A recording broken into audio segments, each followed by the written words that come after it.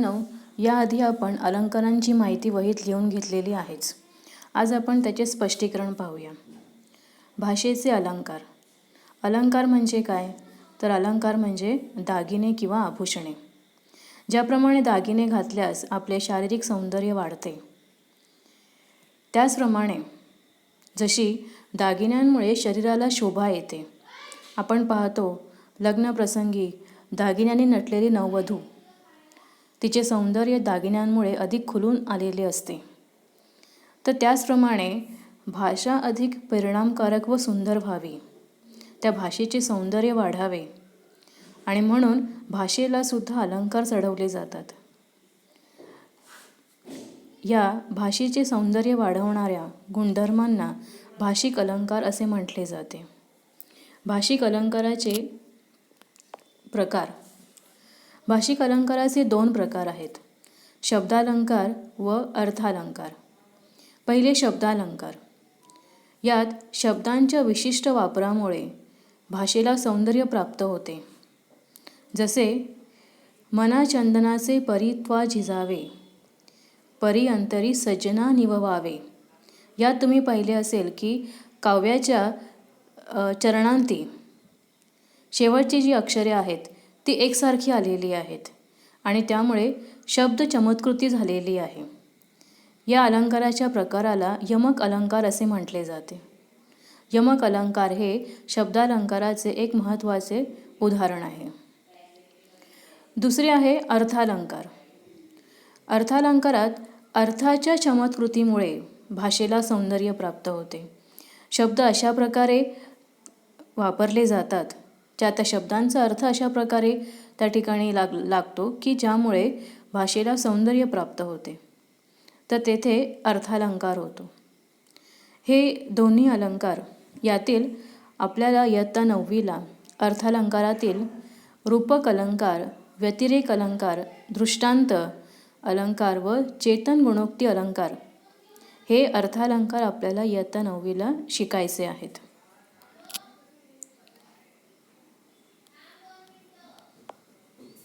अलंकार म्हटले की त्यामध्ये वस्तूंना एखाद्या गोष्टीची उपमा दिली जाते. म्हणजेच अलंकारामध्ये उपमेय आणि उपमान यांना महत्त्व आहे. उपमेय व उपमान म्हणजे काय ते आपण आधी समजून घेऊया. जसे पहा, इथे 2 वाक्य आहेत. महेश वाघासारखा शूर आहे आणि दुसरे वाक्य सलील सशासारखा भित्रा आहे. इथे महेशला वाघाची उपमा दिलेली आहे की महेश हा कसा आहे, महेश वाघासारखा शूर आहे. तर महेश आणि वाघ यांची तुलना केलेली आहे. या दोघांमध्ये साधर्म्य दाखवलेलं आहे.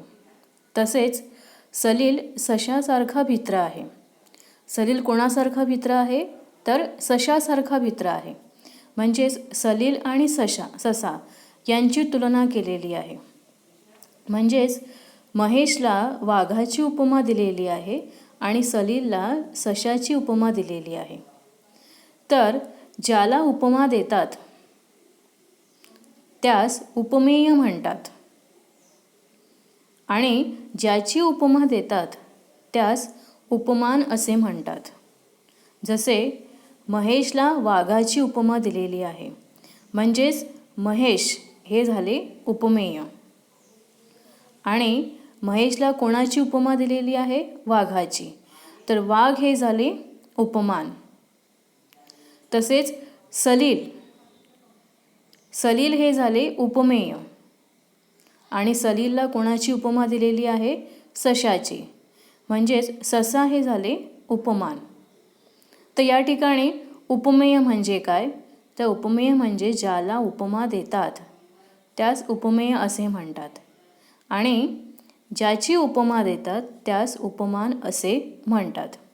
आपण इयत्ता 9वीला अलंकाराचे 4 प्रकार पाहणार आहोत. त्यातील पहिले प्रकार आहे रूपक अलंकार. या ठिकाणी आपण त्याचे आधी उदाहरण घेऊया. बघा, पहिले उदाहरण असे आहे, लहान मूल म्हणजे मातीचा गोळा. लहान मूल हे कशासारखे आहे? तर मातीच्या गोळ्यासारखे आहे. तर इथे उपमेय काय? लहान मूल. आणि उपमान काय? तर मातीचा गोळा. तर उपमेय हे उपमानासारखेच आहे.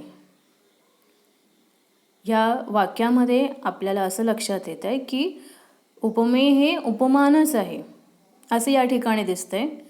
म्हणजे लहान मूल आणि मातीचा गोळा हे एकसारखेच आहेत, यांच्यामध्ये कोणताही भेद नाही, ते एकरूपच आहेत. तर जेव्हा उपमेय आणि उपमान यात एकरूपता असते,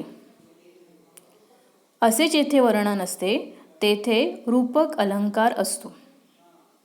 लक्षात ठेवा, रूपक अलंकार म्हणजे उपमेय आणि उपमान हे एकसारखेच आहे, त्यांच्यामध्ये एकरूपता आहे. रूपक अलंकाराची वैशिष्ट्ये आहेत पहा. 1. उपमेय हेच उपमान असते.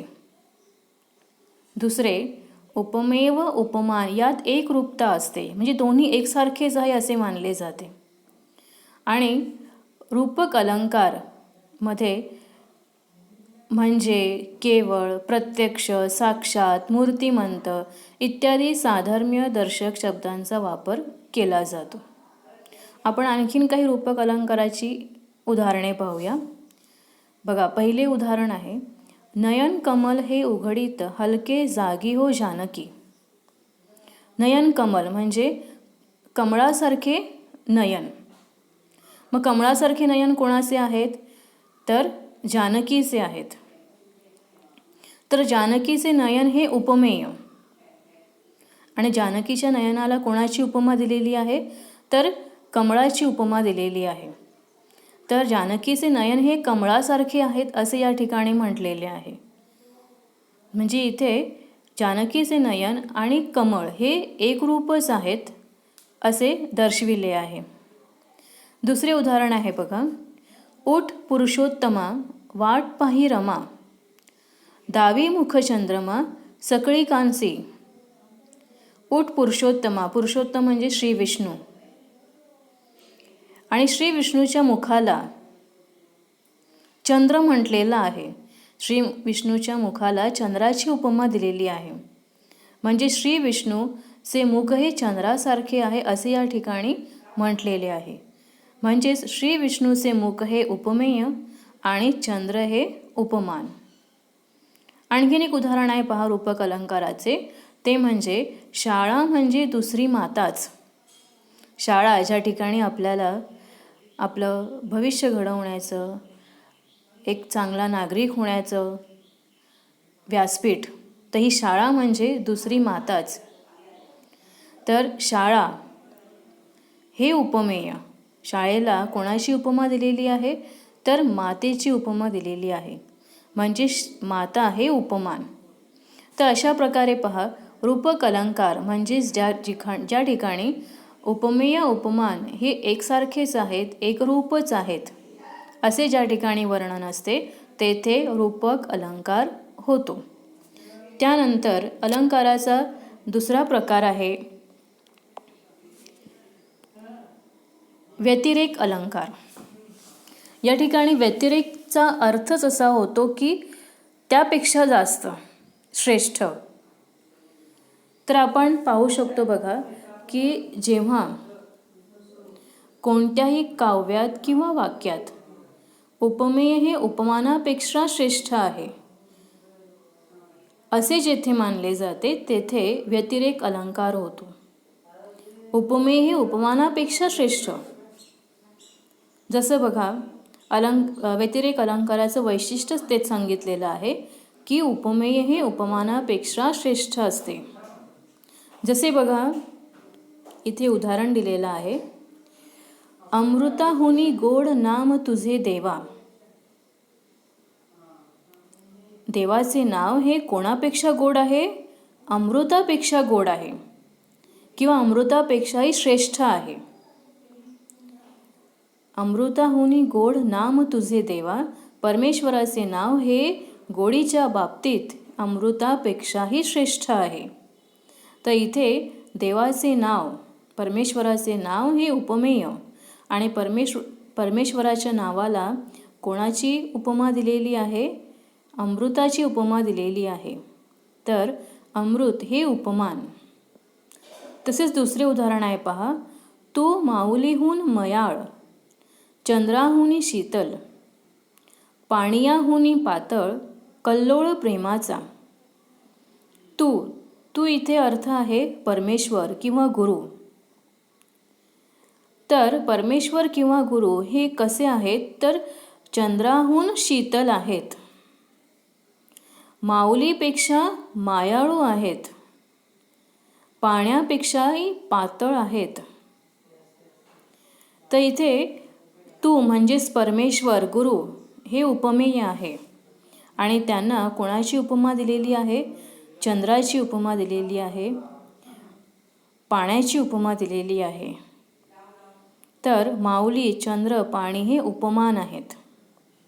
तुम्ही व्यतिरेक अलंकाराची उदाहरणे पाहत असताना असं लक्षात येईल की उपमानासाठी ऊन होऊन हे प्रत्यय वापरलेले आहेत. जसं चंद्राहुनी, पाणियाहुनी. तर व्यतिरेक अलंकार ओळखण्याचा एक प्रकार की ज्यानुसार आपण व्यतिरेक अलंकार ओळखू शकतो की व्यतिरेक अलंकारामध्ये उपमानासाठी ऊन होऊन हे प्रत्यय वापरले जातात. तिसरे उदाहरण आहे बघा. देवाहूनही महान आहे माझी आई, अन पाण्याची तहान आहे माझी आई. माझी आई ही देवापेक्षा महान आहे. या ठिकाणी पुन्हा बघा, उपमान दाखवण्यासाठी ऊन होऊन हे प्रत्यय वापरलेले आहे. तर आई हे उपमेय आणि आईची उपमा कोणाशी केलेली आहे की आई ही देवापेक्षा महान आहे. तर देव हे उपमान. तर तुम्ही पाहिले असेल की व्यतिरेक अलंकारामध्ये उपमेय हे उपमानापेक्षा श्रेष्ठ असते, त्याचे महत्त्व त्यापेक्षा अधिक असते. असे जिथे वर्णन असते तेथे व्यतिरेक अलंकार असतो.